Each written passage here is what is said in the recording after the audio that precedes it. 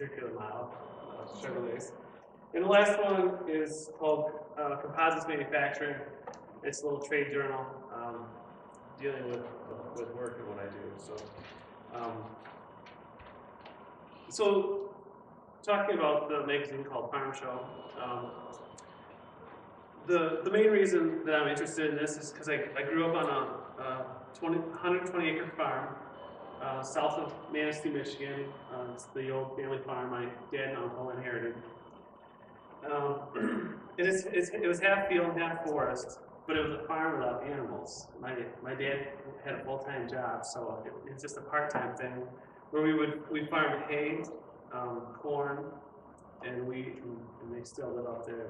That's what I do on the weekends a lot, is go help them out with that. So through the years, we've worked on a lot of side projects. We've got a boom truck for grabbing firewood, and we've got some old farm tractors, some hay equipment, some corn equipment and stuff. So that's part of the reason I enjoy this magazine. The other magazine is called Super Chevy. And that comes from my love of cars. My dad was into cars, so I kind of inherited that growing up. We had a workshop, and when we weren't working on farm equipment, we messed around with cars. So I got my first car at the age of 14. It was a 1979 Chevy. It was the old farm car, so it was pretty beat up, but the price was right because it was free. So I spent a lot of time painting it and fixing it up and learned how to rebuild engines, and it's had 2 engines and a couple of transmissions and a couple of paint jobs. So it's been a fun project for me. And I've also done a 1987 Chevy S10 that I actually drove year-round as my full-time vehicle. I fixed it all up, and I got a good deal on that one as well. So the last magazine I want to talk about is called Composites Manufacturing.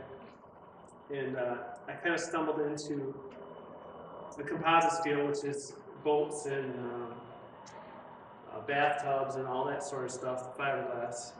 I have an engineering degree in plastics from Ferris State, but I graduated in December of 2001, which the economy was a little rough then. So I ended up back in Manistee, which had formerly had Century Boat Company up there, so there's a lot of companies left doing fiberglass work.